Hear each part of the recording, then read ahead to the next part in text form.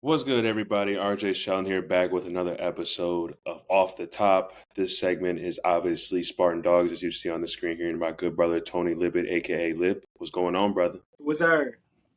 Man, let's go ahead and hop right into it. Obviously, this past weekend, Super Bowl 59 was upon us. The Hmm. Eagles went ahead and dominated. Again, let me say that one more time. Dominated the Chiefs, winning 40-22. Jalen Hurts, MVP of this game, 17 of 22 from the field, very efficient, 221 yards throwing, 2 touchdowns, 1 interception. That interception that he did throw, I feel like we always get like one of those from him where it's just like, what you doing? And then other than that, he just went ahead and tightened up. But also rushed the ball as well, 11 carries for 72 yards and 1 touchdown. Basically, he had his hand all over this game for them to go ahead and win on the offensive end. And then obviously for the Chiefs, Patrick Mahomes, 21 of 32, 250 yards throwing, 3 TDs, 2 interceptions. He also led rushing as well with 4 carries, 25 yards. Talk to me a little bit about this game, what you saw. Because to me, man, that Eagles team came in ready to play from defense, offense, and special teams. So talk to me a little bit about this game. Man, this game was just pure domination. This game wasn't close. The closest this game was the start of it. That was the closest the game was. Like we was talking about last week, the Eagles had the better roster. I feel like the Eagles was the more hungrier team. Like, the Chiefs was the Chiefs was probably one of those teams that was trying to intimidate you on just them being able, just them knowing how to win.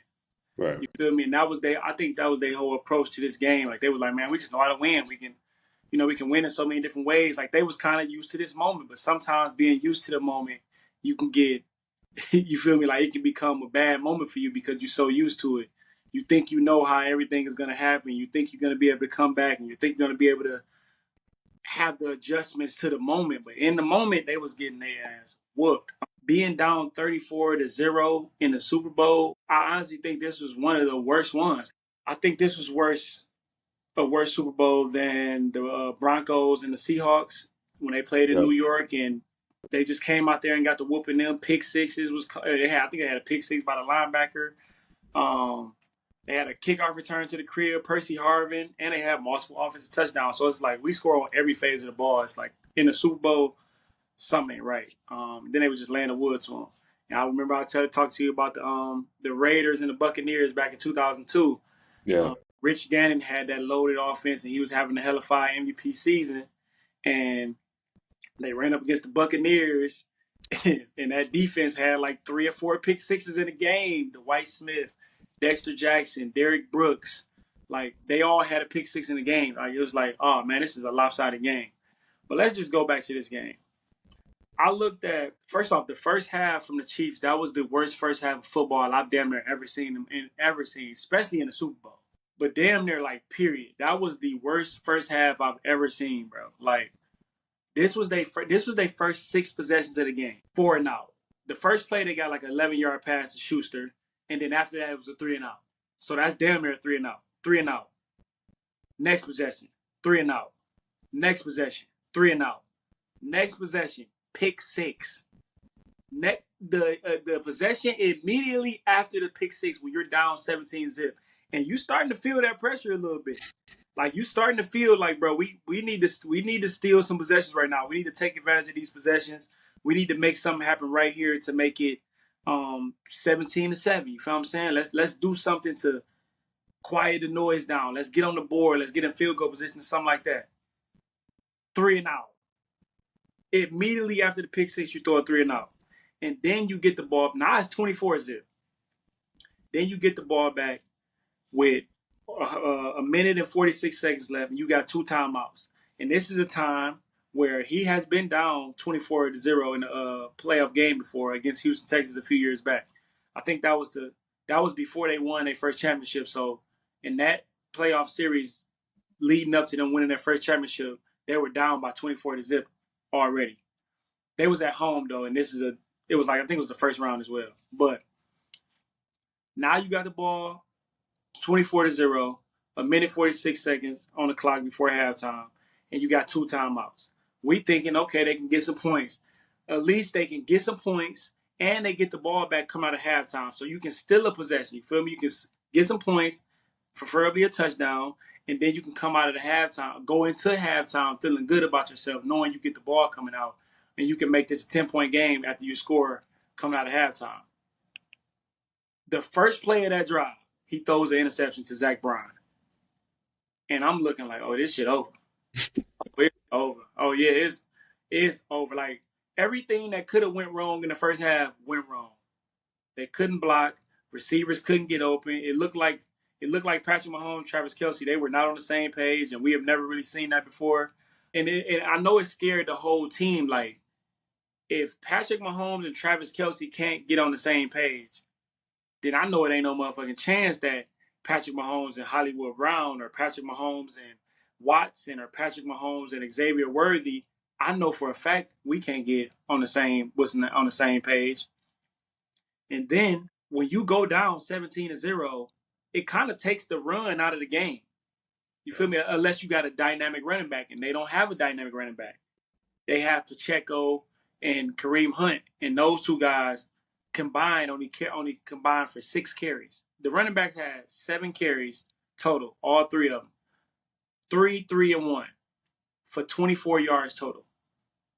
This the entire game. So it's like, whew, everything that could have went wrong went wrong. They couldn't block for him. He was getting sacked. The Eagles' defensive line was hunting. And I remember last week you was talking about, man, what's D-line can really wreck this game? And I was like, man, I don't know if they wreck the game, but I feel like they have a better chance of dominating this game because of the Chiefs' offensive line or lack thereof. And we seen the lack thereof because they couldn't do shit with Sweat. He had 2.5 sacks. Williams. And this is a D-line that didn't even have a lot of sacks this year. Like, they wasn't really dominate with rushing the ball this year. Remember 2 years ago when they actually went to the Super Bowl and they played the Chiefs previously? That's when their D-line was dogs. They had over, like, I think they led the league in sacks that year. Yep. Simon Reddick had like damn near 20 sacks. They had Brandon Graham. They had Fletcher Cox. They had all of these guys that was able to get to the ball and push. That's when they D-line was nice. Coming into this game, I didn't expect for their D-line. I expect for them to play better than the Chiefs defense line, but I didn't expect for 6, 7 sacks and to have Patrick Mahomes back there looking like a regular quarterback. I didn't expect that, especially without blitzing. The Eagles defense didn't blitz the ball. They played cover 4. They probably played some cover 2. They played some cover 8, cover 6, some different type of techniques with it, but they only rushed 4. Now, I'm sure they did different type of stunts, different type of angles, different type of chip, cross, whatever. All that D-line talk they be talking about. They did all that, but they only rushed 4 people, and they sacked Patrick Mahomes 6 times. 4 of them in the first half. I think 5 in the first half. This game went every which way it wasn't supposed to go. But go ahead. I'm going to let you go in right there. I'll come back to the Eagles part, but go ahead. Yeah, no, I'm just going to go ahead and piggyback on just how dominant a performance the Eagles just went ahead and displayed.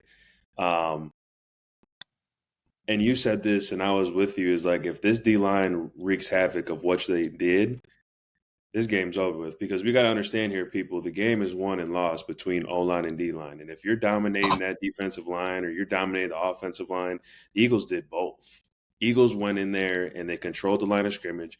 Okay, you go ahead and see Saquon Barkley only had, 27 carries for 57 yards, but that was at least the staple of that, hey, listen, we're still going to run the football. Yeah. But then on top of that, Jalen Hurts making great decisions in regards of what you always say to Lamar Jackson. If you see something, and go. That's what he did. And look at how simple it was for them to go ahead and win themselves a Super Bowl, to go ahead and continue to move the chains, continue to be able to put points on the board. It was just a dominant performance by the Eagles.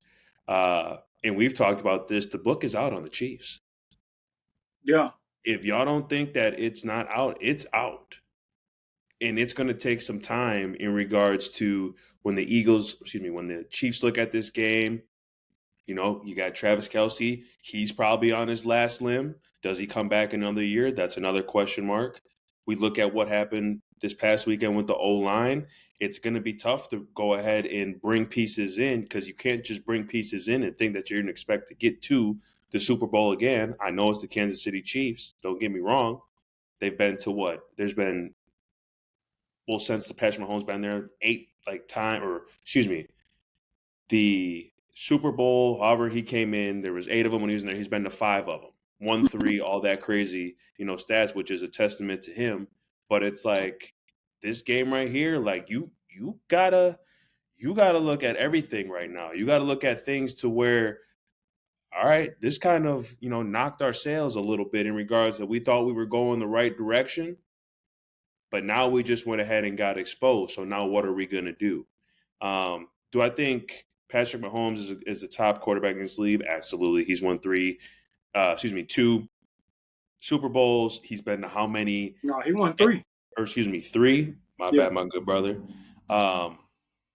Literally is been into how many? Handful, 5, whatever AFC Championship games. Won, like you said, 3.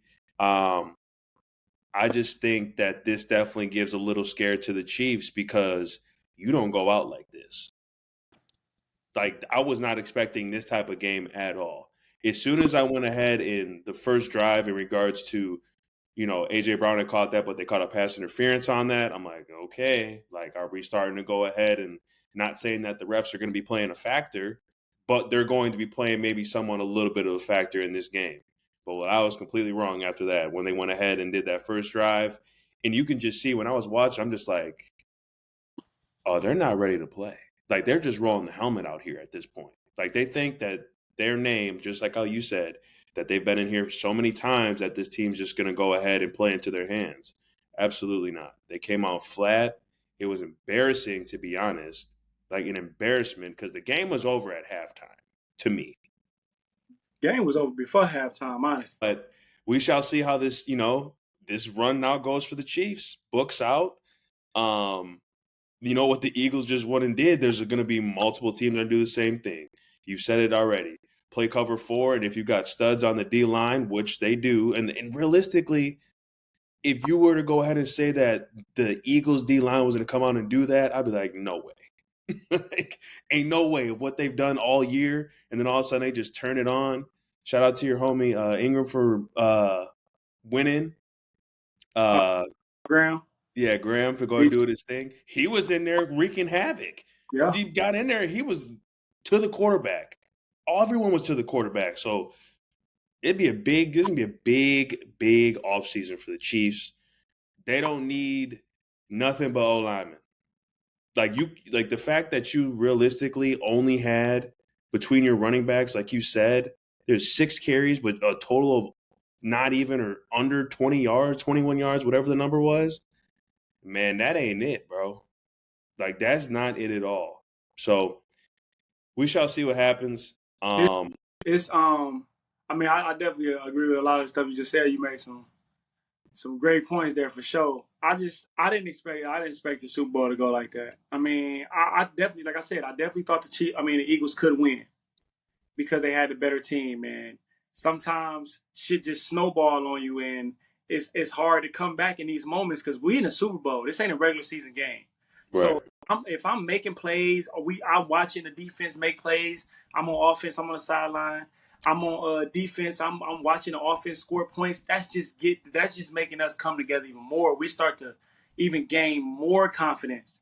It's like they just start playing with more confidence because it's like even the Eagles offense, because what the Eagles defense was doing by not even the Chiefs didn't even cross into the Eagles territory until 3 minutes left in the third quarter. That's literally 42 minutes of football without crossing into the other team's territory. For people that don't know what the other team's territory is, it's literally just crossing over the 50-yard line. Not the red zone, not the shot zone, just into the other team's territory is just getting over the 50-yard line. And most possessions start on the 30-yard line because of touchbacks. So they couldn't even get 21 yards for 43 minutes of the game. Bro, that was bad. Like, and I honestly think this is the first time that the Chiefs and that whole organization is going to go into this offseason. They're going to go in this offseason a little worried. Like, even when they lost to Tampa Bay in the Super Bowl, I don't think they went into that offseason worried because they still had Cheetah coming back. They still had, Travis Kelce of 3-4 years younger. They still had some things going for them. But I think this is like the first time to where that whole organization is worried. I even think Patrick Mahomes is a little worried. Maybe not about himself, but I think he starts to look around at this, at his surrounding pieces and all of these things. He definitely starts to look around at these pieces and these people and the teammates, the coaches, everything. Not, you know, not side eyeing them or nothing like that, but I'm just got to look like, okay, we about to move into another part of my career. Like I think this is like phase 2 of his career with the Chiefs. He done played already with 7 years. Mm-hmm. Now, in the next 3-4 years, his whole team is damn near gonna be different.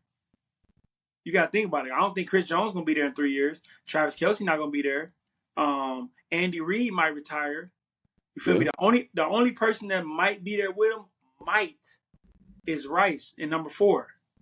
So he has to start looking around and talking more and saying of what he need, because he need pieces. Like, you need pieces. Like, you need guys that you can gel with. You can't just be waiting at the end of the season, waiting on Hollywood Brown to see if it's gonna work when he get back from injury. You feel me? You can't really depend on a rookie that much. You feel me? You can't really depend on Worthy that much because he's a rookie and you never know how rookies are gonna perform. Obviously, he had 8 catches for 152 yards and 2 touchdowns, and he was 4th in receiving yards in Super Bowl history, period. Number 1 for rookies, and that's damn good and well. But I mean, a lot of those yards at the end, he threw the bomb at the end when the game was over. It was the twos in with like 8 minutes left in the 4th quarter. So it's like it's 40-6 right now, and with 7 minutes left in the 4th quarter, and they got some empty calories yards, some empty calories touchdowns. And people might look at the stats like, man, well, he played a good game. He had 300 yards. I mean, he had 200 yards and he had 3 touchdowns. But that's why I say, bro, stats don't mean stats it only tells a part of the story. You have to watch the game. You got to be able to dissect what you're actually seeing. Right. Because you're just going back to the box score and the scoreboard. You're gonna look at it like, man, he had a good game while people ain't show up around him. But it's like, bro, he threw a pick 6. Turnover on downs, throwing the out route. He was missing throws. Like, he looked shaky as well. We've seen him throw the ball falling down and complete touchdown passes. We've seen him throw no lookers. So I don't want to hear no fucking excuses about the line or none of that. Right. I don't. It just caught up with him. Everything caught up with this team, winning them close games all year, making every game like it's the fucking Super Bowl, having to come back, having to win field goals at home to the Broncos. Nothing against the Broncos, but you should be able to beat the Broncos easily, especially when you Patrick Mahomes and you got your weapons around you and you Andy Reid and all of this stuff they just speak of with the Chiefs defense. Moving on to the Eagles, man. Great game by the Eagles defense, man. They came ready to play. They was all connected the entire game. You could tell Vic Fangio breathed life into that defense. That defense definitely had some complications with them going on last year. And they wasn't a real good defense last year. And that's probably why they wasn't a really good team, because it put more pressure on offense to have to score and have to throw the ball. You feel me? But now when you got this defense now and they stopping you and they creating turnovers and you got Saquon Barkley, you can just turn around and hand the ball off. Like you said, he had 25 carries or 26 carries. He had 25 carries, 57 yards. That's what, 2.3 yards a carry? So he wasn't really, like, the longest run he had was 10 yards. So he wasn't, they was doing a good job with him, but they didn't go away from the run. I told you they was going to have around 30 to 35 rushing attempts in this game, like for everything. They had, that's 9 right there. 25. They had over 40 rushing attempts. And it was going to be like that, win, lose, or draw, because Saquon is a guy that even if you stop him for the first 18 carries and he have 32 yards on 18 carries, he can still take that boy 60 yards if you make a mistake. So this game wasn't so big on Jalen Hurts, man. Jalen Hurts did what he was supposed to do. I mean, when you up 34-zip, you up 24-zip, it ain't no pressure on you. You feel me? Like, even if they got to catch 4 pick sixes in a row, like, even if you throw interceptions in the second half, it's like, bro, it's still a wide margin for you to come back in, and it ain't going to be that much time. So, like, it ain't like basketball, like possession. Like, you can have the ball for 8 minutes, and then they can have the ball for a minute, and then you can have the ball for, You feel me? Like it ain't back and forth possession. So he just Right. did what he needed to do. He made game-winning plays, a couple game-winning third down runs, used his legs. We just seen it and just went, bro. That's what I like about him. This proved that he can win the game. He has a great roster, but I've seen other teams with great roster not be able to win games. And he has 5 years as a quarterback in the league, two Super Bowls, two Super Bowl appearances in 3 years, one win, one loss. I think the Eagles are in good hands, man, the way they play. So shout out to Philly, man, doing their thing. Second Super Bowl trophy in Eagles history. That's kind of crazy though, because It's they only been to nuts. 5 Super Bowls and they won 2 in the last 10 years. I thought they won more. In the 2 they won, they beat Tom Brady and Patrick Mahomes. Yep. That's who they beat. Like that's legendary. So shout out to the Eagles, man. Shout out to Saquon. Shout out to AJ Brown. Boys do their thing. Shout out to Jalen Hurts, O line, D line, everybody on the team, man. I'm glad Gardner Johnson got him a ring too. I would have took that pick back to the crib too. I don't care if it was a flag. I'm taking it back to the crib. I need that. I need that on film. I don't care what the flag was. And when we watched that in 15 years, he can tell his kid, man, I picked off Patrick Mahomes and took it to the crib. Like, no, you didn't. Oh, I got the play right here. Oh, yes, So yes, yes. shout out to the Eagles, man. Good win. But the Chiefs have a bunch of questions to answer going into this offseason, and I don't think they're going to be able to answer them. And I have a question for you right here. Boy. What do you think is more likely to happen next year? Do you think it's more likely the Chiefs miss the playoffs next year? Or you think it's more likely that the Eagles go back to the Super Bowl next year? I'm gonna have to go ahead and take the Chiefs not making the playoffs. I think just watching what I saw with my own eyes, physically going to the game, seeing how Sirianni and what he does with that team and how they play, how they stick as a unit. From obviously Kellen Moore was incredible this whole year for that team. Shout out to him going over to the Saints to be the head coach there. He was phenomenal this game. He's been phenomenal all season with Jalen Hurts, just to go ahead and manage what he has, making the game simple. I just like what they have from head coach all the way down to special teams, and obviously their front office has been consistent throughout the years. We've always seen a good Philly team, in my eyes, with what we've had, back in the day with McNabb, Vic. Like, those guys have always been contenders, but also they're going to play you very well. But this team here is complete. I can see them definitely going ahead and being in the Super Bowl once or twice for sure, just because they have a complete team and they have a very good roster. You saw all those guys on the D line and O line. You got veteran guys, but those young guys were playing like they were in the league for 4 years and making plays, putting grown men on the ground. Like, I was seeing those Georgia boys go crazy. Go ahead, like I had told you, that a right tackle go ahead and try to seal the edge. No, don't worry about it. Guy already right there and blew up that whole play. Long-winded, but this is a complete team. Like you said in regards to that question, Chiefs are. I could see the Chiefs where it's just you've been so high, you've done this, you've done that. Now this game happens, the book's on you. In some of those games in the beginning, to where where you got you at this point, there is opportunities for you to lose those. Obviously, the quarterbacks, in my assumption, that they didn't make it work, they didn't do what they needed to do. Now it's not just that the players, the coaches now know how to game plan for you. So it's going to be the Chiefs are going to be it'll be something if the Chiefs don't make the playoffs. But that's on the good side of that happening in my eyes. So we shall see, because if that happens, Man, man.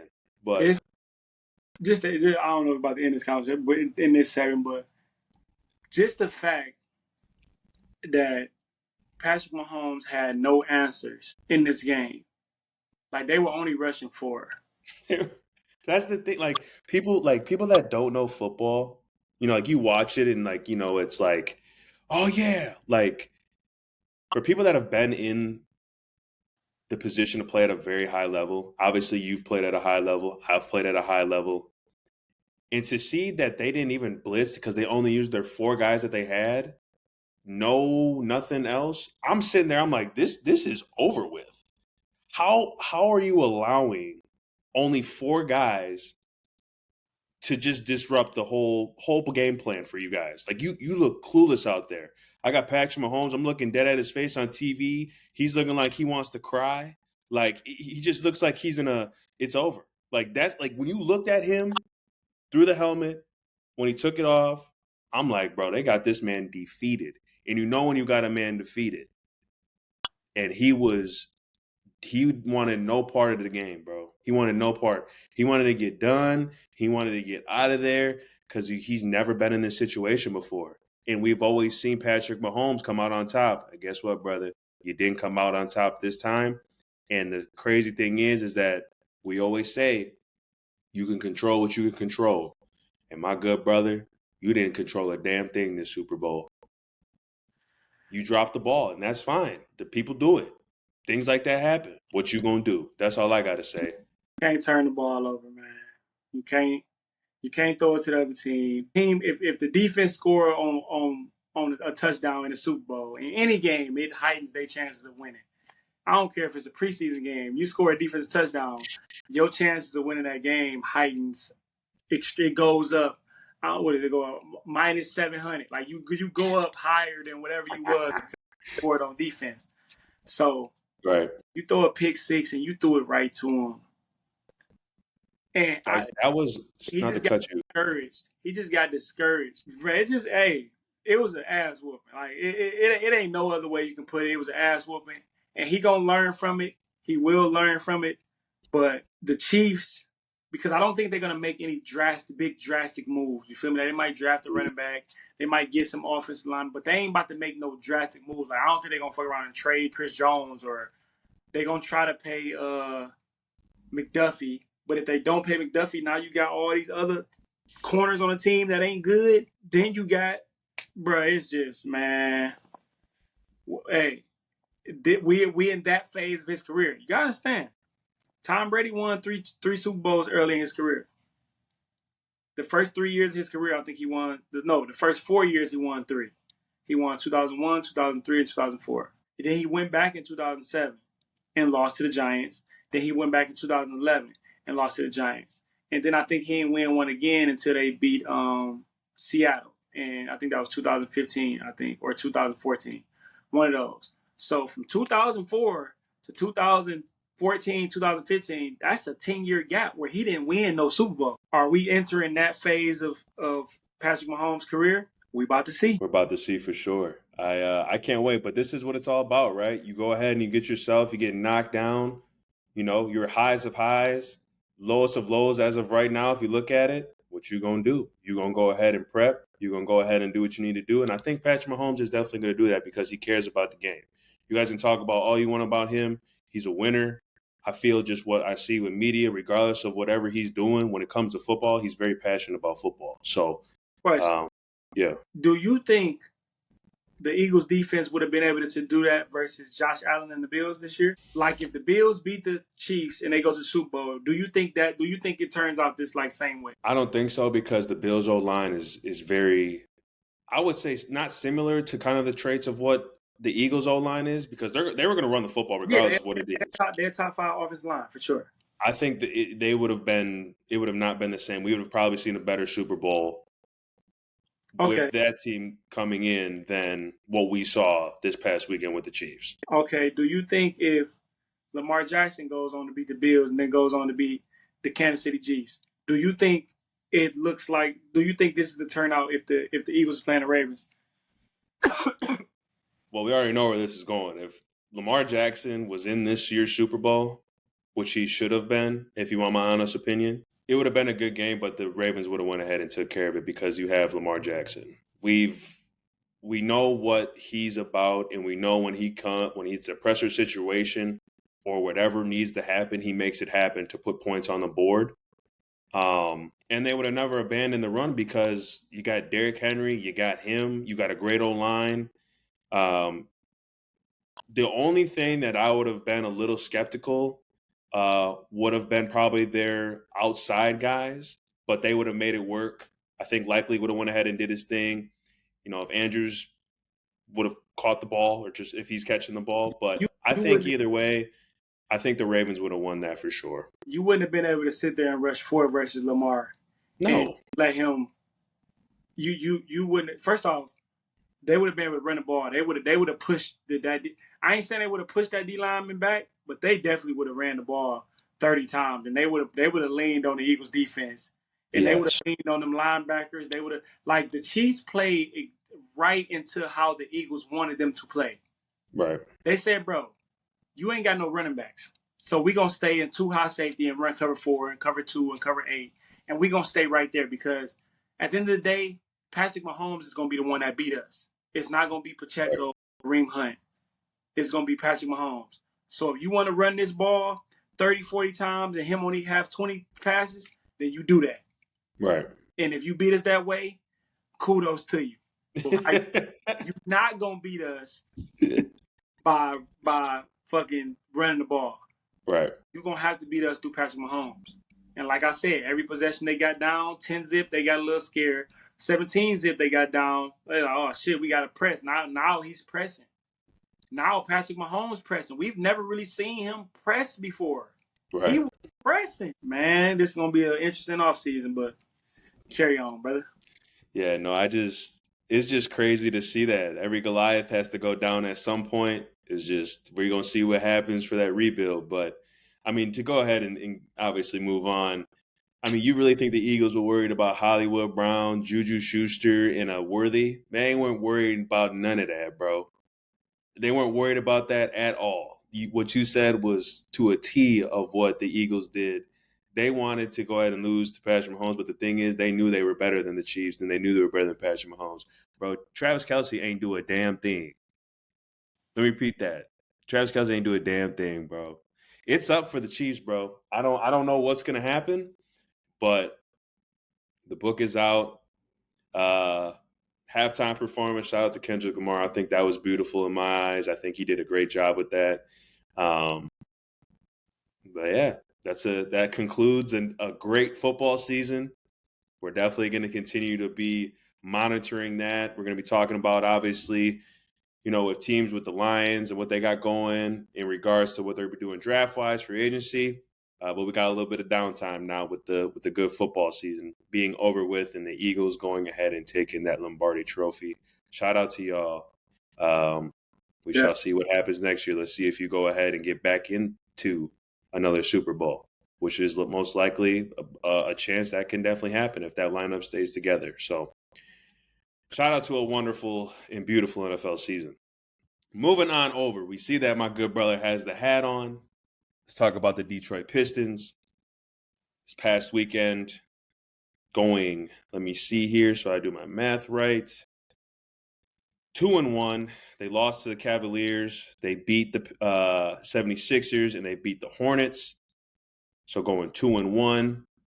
They go ahead this week, the lineup here, they got the Bulls 2 times, and then they go ahead and face the Spurs on Friday, and then they face the Hawks on Sunday. They went ahead and obviously added a piece on as well. Dennis Schroeder is on their team. I think this is a very good pickup, a guy that can definitely go ahead and take over the point guard position and let Cade Cunningham go ahead and get right on the wings and do what he wants to do. Mm-hmm. You still got Duran, you still got Beasley, still got Thomas, still got Harris. All those guys playing very well still. As I'm looking as of right now, I believe that they are the 6th seed right now in the Eastern Conference. And they're back, let's see, how many games here? I mean, only a couple games behind that 4th seed where the Pacers are at, and they're about 1 or 2 games behind the Bucks. So All-Star break's coming up. Go ahead and finish strong. Talk to me a little bit about your team because they're in a good situation. I like to picking up Dennis to go ahead and just bring another key role guy on the team. I know they sitting in good standings right now. 27-26, above 500. That's pretty damn good, especially going into the All-Star break.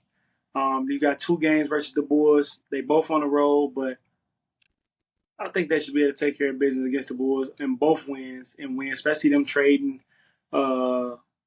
Zach LaVine. So they traded DeRozan this past offseason. They traded Zach LaVine. So that's a lot of points that just walk out of that building. So those wins right there. And I don't think Kobe White is playing. The last 6 games, not the last. It was the last 6. Yep, the last 6 games they 4-2. They got a big win versus the Mavericks at home. They beat the Bulls already. They lost to the Hawks on a game winner by Trae Young. So that was a game that was gonna go either way. You never know, but they lost on a game winner. They lost by 3 points to the Cavs. The Cavs are the number 1 seed right now, and the Cavs are actually 6 games ahead of any team of the number 2 seed. So they got a comfortable lead right there. So to go in there and prepare and play well against them, that sits well with the organization. That sits well with the players in the locker room. Just know that you can go in there and compete with the number 1 seed as well. Then you beat the Sixers. The Sixers had all their guys playing. They had Embiid playing, Paul George, and Maxey. You beat them on your own floor handedly, for real. Beat them by double digits. That's pretty good. Then you beat the Hornets on Sunday. But just looking good, man. Like you said, adding Schroeder as a backup guard. So when Cade does come out, Schroeder can come in and, had a ball in his hand and run the offense. And I think they was kind of looking for that. A backup point guard. They was kind of looking for that somebody else that can come in and attack defenses, play with his speed, play with his knowledge, and run the second unit. You feel me? So I kind of like that for Schroeder as well. I don't know if I may like them on the court at the same time, but I'm not taking the ball out of Cade Cunningham's hand at all. It'd be basically Schroeder playing on the wing or doing DHOs and some different type of pick and rolls or whatever. But I'm not taking the ball out of Cade hand because that's Cade Cunningham. That's a triple-double machine. He literally had a triple-double. Did he have a triple-double the other day? He probably did one of them games. Yeah, he did. Versus the Hornets, he had 19, 10, and 12. 7 for 17 from the field. +5 on plus-minus. So I like what I'm seeing, man. If they win these 2 games versus the Bulls today and tomorrow, then now you're 29 and 26 going into the All-Star break. They just got the vibes going over there. You can just tell, like, when you see him, Malik Beasley got the vibes. He having fun again because he ain't no national TV every night. Some people don't want that, bro. Some people don't want that. Some people ain't for that pressure. Like, yeah, you in the NBA, but you can be punked as well. Just because you can shoot a 3, that don't mean you can't be punked.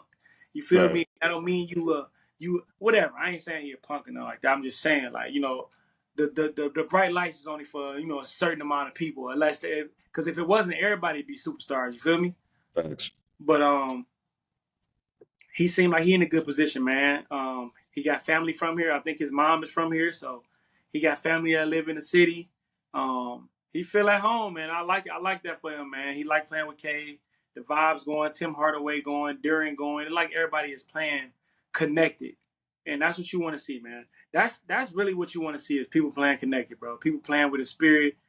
And just bring back that Detroit basketball, man. Just keep it going so we can get to the playoffs, bro. They get to the playoffs and they win a series. I'm going to a Pistons game next year. I don't remember the last time I've been to. Have I ever been to a Pistons game? I don't think I've ever been to a Pistons game. If they go to the playoffs this year and they win a series this year, I'm gonna go to a Pistons game next year, but it's gonna have to be against the Lakers. Cool. I do that. I'll do that, man. So I like what I'm seeing, man. And like I always been saying, man, just keep it going, man. Keep stacking them W's, man. Keep building that chemistry between y'all. And shout out to Coach Bickerstaff doing everything, feeding these guys the information, the wisdom, the experience, bringing the seriousness to them. And now they finally got a leader. Maybe in Bickerstaff, but they got a leader on the court, and that's Cade Cunningham. And it seemed like the whole team is behind him, and that's what I love to see. So keep doing y'all thing, fellas. Tuned in, man. You see it. Let's move on, obviously, over to Michigan State basketball. They went ahead and got realigned in regards to getting back in the win column. They went ahead and they faced Oregon at home. It was a little bit shaky in the beginning. But boy, that youngster Richardson, boy, was out there hooping. He had 29 points, I believe. 29, 5, and 1. I mean, just a vivid play of what I was sitting here because I was watching it live. We got at the top of the key, and Izzo does a very good job of like when a guy's hot, he's going to let you go ahead and do your thing. And that's what he did. He went ahead, made a move at the top of the key to go ahead and buy his offender, did like a up and under left-handed, like a Kyrie situation where he went and laid it up. I'm like, boy, did we have got a player. Great win. They go ahead and face the Hoosiers this week. Then they go in and face Illinois this weekend. Did you watch any of that game, or were you just checking the highlights? Talk to me about kind of what you saw from that game. I checked the highlights of when they played Oregon. Okay. I had seen it late, but I remember because that was the 25th anniversary of them winning the national championship. So all the guys, a lot of the guys from that team was there, and it was like obviously it's a big deal. You won the national championship. 25 years later, it's always good to connect with the guys that you battle with, and now Right. they got families, you got businesses, whatever it is. Like it's always good to come back and talk shit. Like, yeah, why you bust your ass in practice? All that. You know what I'm saying? Right. That was always a vibe. But like you said, man, Richardson, man, 30. What was it? 29. 5 9 for 13 from the field, 3 for 6 from the 3-point line, 8 for 9 from the free throw line, 1 foul, and he also played 35 minutes. Like the college game is only 40 minutes, right? He played 35 of them. Like I don't remember the last time I seen. First off, he kind of shortened his bench down. It was a lot of them guys playing like over 20 minutes, and damn near all the starters played 30 minutes this game. So obviously, it's probably just one of those type of games. But is it Jace Richardson? Yep, Jace Richardson. Jace Richardson, obviously Jason, ain't obviously, but Jason Richardson's son. Jason Richardson went to Michigan State, and when he's able to come back and watch his son on the reunion of the 25th anniversary. I think this is Jace's first start too as well. I think he was in the starting lineup as well. I don't know if that was his first, but for a freshman regarding to play in the starting lineup, and especially a very good first time. That was his first start. He's been coming off the bench the whole time. So that was his first start. That was the big thing. Right. I guess he called his dad and told him that I'm starting in this game or whatever, and that was like a big deal.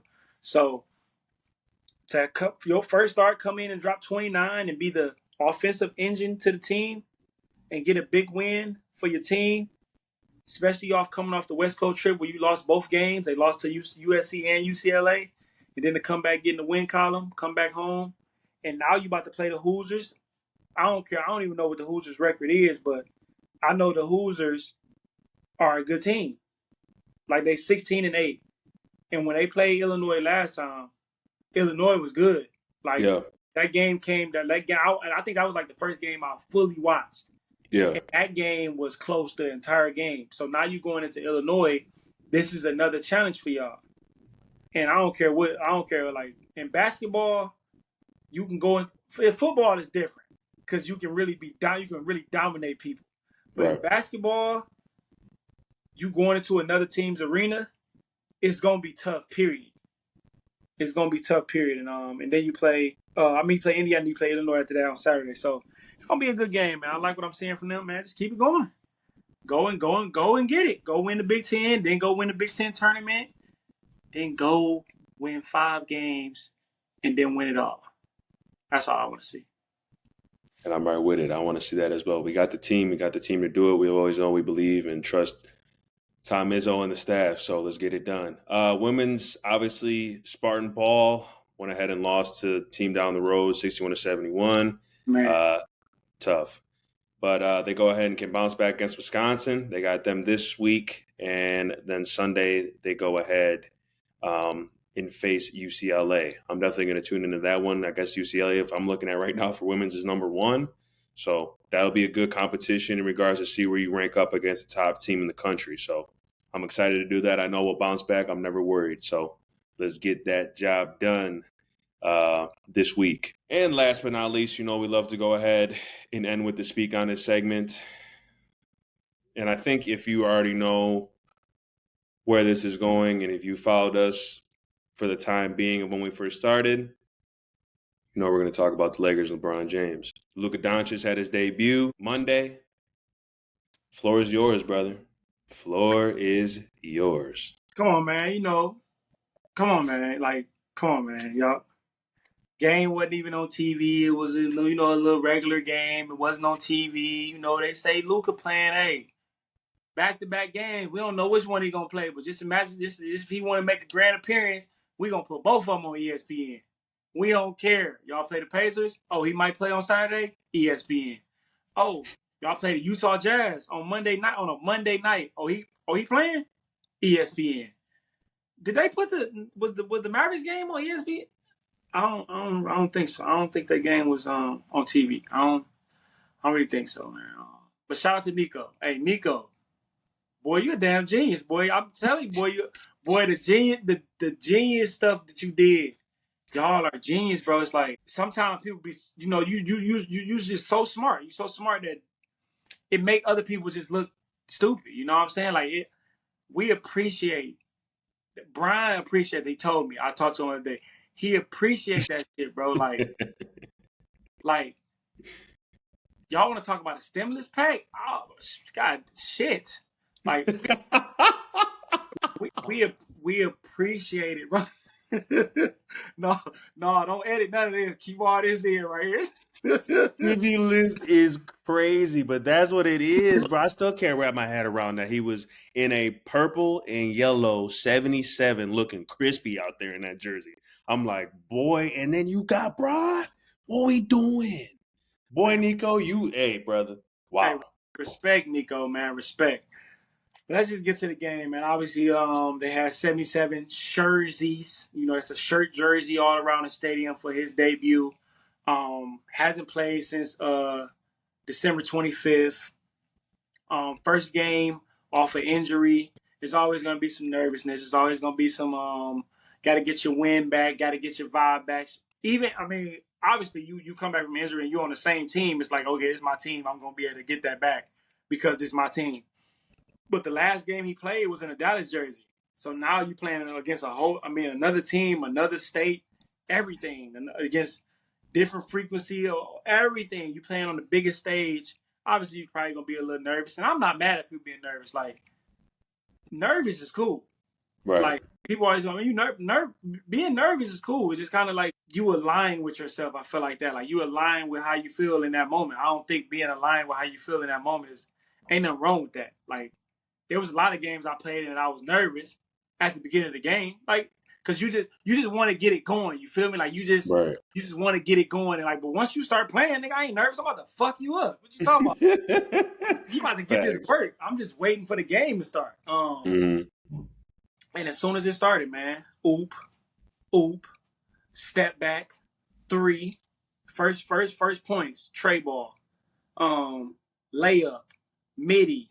Another tray ball, assist, throwing outlet passes to Brian, outlet passes to Rui over there in the corner. Austin Reeves, down, step back, in your face. I say, oh my, that boy look like Baby D Wade out there, dog. He look like Baby D Wade when he go to the basket. He don't be dunking though, but he be dunking sometimes. But hey, we good, man. I ain't even about to jump into what they. I ain't even about to. I know it's championship. I ain't about to go into nothing. Going into people telling people what I think they gonna do and how I think they gonna do this. I'm just listening to everybody say that hey, they not gonna be good. They need a big. They're not gonna be OKC. They can't beat the Memphis. They're not gonna be able to match up with who's gonna check Joker. I'm just listening to everything people are saying. That's all I'm doing. I'm just listening to it. Okay. Y'all keep forgetting that nobody in the league can check LeBron James. And then y'all also forget that Luka is the number 1 killer in the NBA. And nobody can check him in the NBA as well. But I digress, bro. I ain't about to go into it. I'll see y'all in June. And have that same... Well, y'all, of course y'all ain't gonna have that same energy. People be cowards, Most people are cowards. That's just what it is. So it's fine, though, man. It's just who you are. It's just who you is. It's who you are. It's okay, man. Be you, It's okay. It's going down. And the Lakers are coming for that 2 seed. And if the 1 seed was close enough, they'd be coming for that. Oh, they for sure gonna be the 1 seed next year. 100% they're gonna be the 1 seed next year. But they're coming for the 2 seed right now. They the 4 seed right now. They're literally 2 games outside of the 2 seed. And the 2 teams in front of them is Denver. They played Denver 3 times for this last part of the season. If they beat Denver twice, of those 3 times, they're going to have the edge over Denver. And Denver a little shaky. And I'm not worried about Denver because if you're going to start Russell Westbrook, then good luck to you. That's that. And then we got that. So you beat them twice. I'm literally going into games now with the Lakers like, I'll be surprised if they lose. Like, game, night in, night out, I'm damn like, I damn near expect for them to win every game now. Now, of course they're not going to win every game. But the belief I have in them today is not the belief I had in them a month ago. I like what I seen last night. They played well together. They're going to continue to play well together. They're going to continue to gel together. They're going to continue to get Luka, get him going, get him rolling. They shared the ball to me last night. All of them were sharing the ball. They were sharing the ball. This is the first game. Because, like I said, it's really on Brian. It's on Brian to be the adult in the room. And Brian always been a player. Like, if you're going, I'm not going to get in your fucking way. This is a guy that literally said at the end of the game, hey, they all going to be on me and they all going to be right here with me. Give the ball to Kyrie. Put him one-on-one with Steph Curry, and he going to cook because they all going to be with me. They all going to be with me. Most eyes going to be on me if I got the ball in my hand. Even if I don't got the ball in my hand, they still going to be on me. So I'm going to attract all that attention and let you go cook. Let you do what you do. And what Kyrie do? Step back, side step, dagger. What you think Luka going to do? What you think Austin Reeves going to do? I even like my boy Goodwin, bruh. Shout out to Goodwin, bruh. Hey, he's staying. He here to stay. Goodwin here to stay. Number 30, that boy had the mask on, took it off after he got a bucket, threw it to the sideline. I think he put the motherfucker back on after that. I don't know what to call him. But on both ends of the court, I like what I'm seeing from Dog. And he literally just got there 2 days ago. So I like what I'm seeing from this team. And I'm going to continue to like what I see from this team. As long as they healthy, as long as they continue to do what they do, I think that'd be cool. But I see y'all in May. I'm going to just say May. You know, I see y'all in May. We gonna see what's going on in May. That's all I'm going to say. Lake Show, y'all know what the fuck going on, man. Stop playing, bro. It's over with. Yeah, we're just gonna leave it at that because you are like I just really can't believe that you got David and Goliath on the same team. And if you think that they're not gonna be able to go ahead and close games, and I'm sick of hearing about defense. I hear it every time out of everyone that goes ahead and talks about it, about them too. Well, what about defense? Are they gonna be able to guard? Did you see LeBron James last night go ahead and made 3 guys turn the ball over on one-on-one defense? Well, we're not going to go ahead and talk about that, though, because that's just not the point. LeBron James will lock anybody up if he really needs to. And you saw it last night, for those who did watch the game. Sitting here talking to me about some damn Sangoon. Who gonna guard Sangoon? All right, man. I get it. But it's just like, it's over with. I don't care what anyone thinks about. You got 2 of the best players on the same team in the NBA. Top 5. Top 3. 1 and 2. 1 and 2. It's an argument. I ain't gonna say that. Because one of the top 3 guys, top 4 guys, he out right now. So, and the other one is out too. Like, are we still putting Joel Embiid in the top 5? No. Like, I'm being real. Like, are we still putting Joel Embiid in top 5 players? That motherfucker hasn't played. And last year he ain't played. And the year before that, he was not playing like that in the playoffs. How is he still top? He's still top 5? You telling me Joel Embiid is better than LeBron James this year? This year, in year 40. I mean, age 40, year 22. You telling me Joel Embiid this year is better than LeBron James? Who is better than LeBron? Who better than LeBron right now? Tell me the people that's better than LeBron right now. And be realistic. Who is better than LeBron right now in the NBA right now? Joker. I'm going to throw out there. I'm going to throw Joker out there just to put him out there. That's it. Joker. Who else? I ain't saying who you would take. I'm just saying, like, that's it. Not even just thinking personally on what you would say. Like, who would people throw out there to say that's better than LeBron right now in the NBA? I mean, they'll throw out SGA. They'll throw out. I mean, you said Joel Embiid. I mean, they'll put Joel Embiid there. I don't know about this year, bro. Well, then my list is already slim because you're not going to put KD. You're not going to put Devin Booker over him. You're not going to put Giannis over him. You're You not mean, going to put you don't think Giannis is better than LeBron James this year? no. Okay, you don't. You a Milwaukee guy. You a Absolutely, yeah. I love. Yeah. He's not better than LeBron James. Okay, so there's only two players really three, because Luka. I think Luka is at this point right now. Luka is he's not better than him. But You feel right. I want to say this too about like the Giannis situation. Like this is just to kind of pick your brain. Giannis is a great player. Don't get me wrong.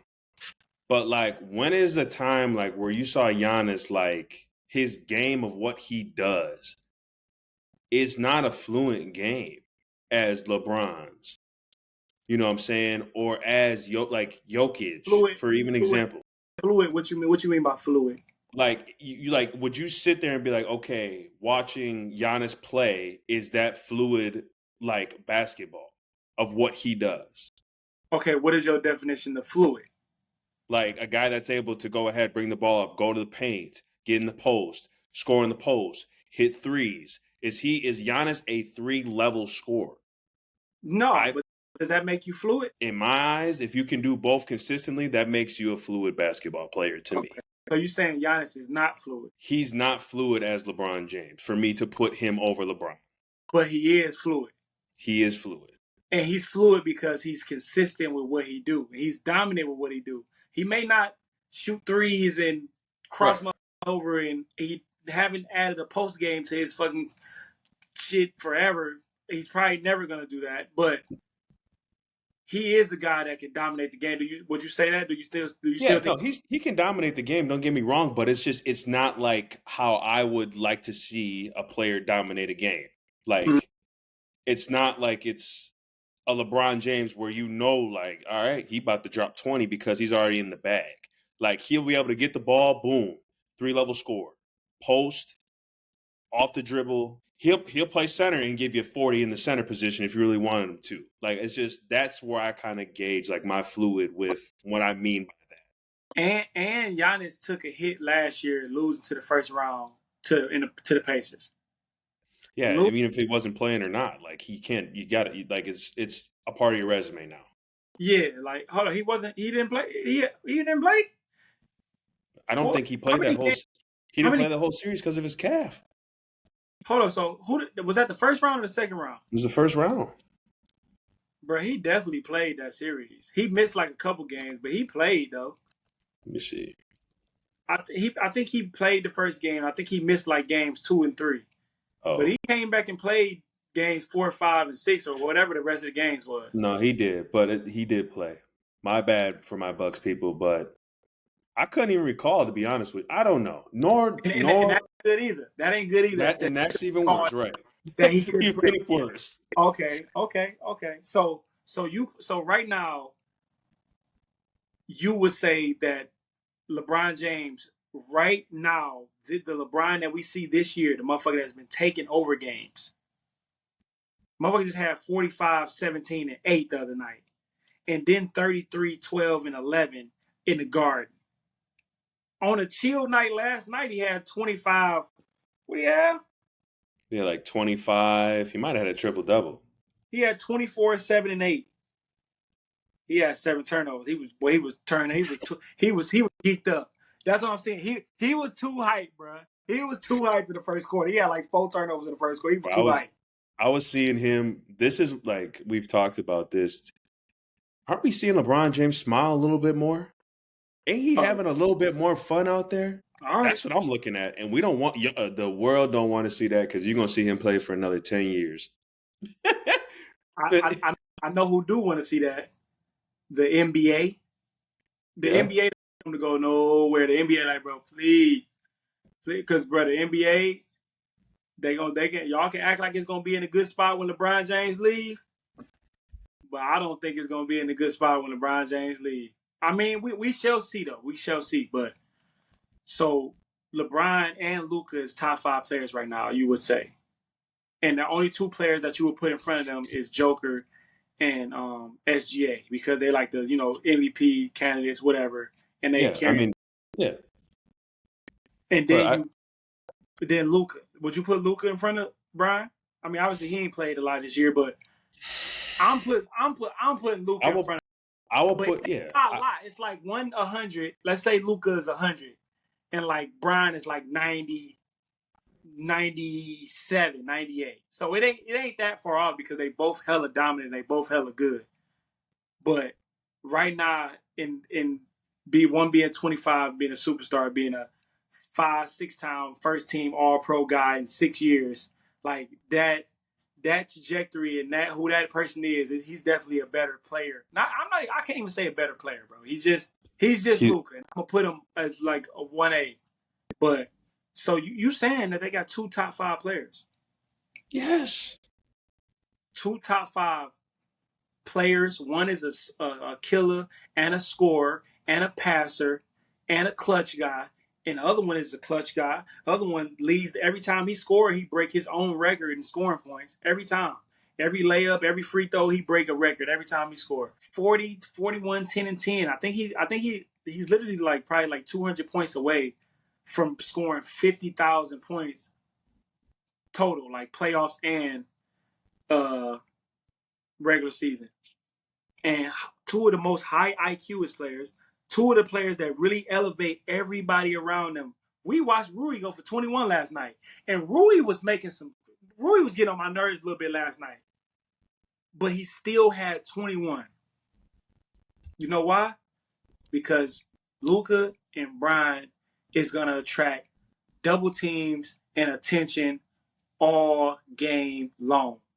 And they're going to consistently be playing 4-on-3, 3-on-2, 2-on-1 all the time. Because if you don't do that, now I'm busting your ass. Now I can do anything I want to do. But I don't know basketball, man. I just won a championship in high school. I don't know basketball. I was a starter too. I don't know about basketball though, man. I don't really know too much, bro. I don't be knowing what I be talking about, bro. I leave it up to Andy. Leave it up to Windhorse. Leave it up to fucking Tim Legler. Leave it up to Stephen A. Smith. Leave it up to all of them. They know more. They know more about the game about me, bro. I'm just a chill guy. I don't know nothing. But I see y'all late May though. Yeah, I see y'all late May. That's all funny. You a funny motherfucker, man. With that, man, everyone, hopefully you guys are having a great week. Go ahead and tap into what we got going on. We're on YouTube. God, for all I care, use this whole little segment as ASMR to go to sleep. You guys have a wonderful day. Lip, it's a pleasure, my good brother. Everyone, peace out. Drink the water. They should know this by now. We've been doing this for too long. Peace out, everybody. We'll see you. Yes, sir.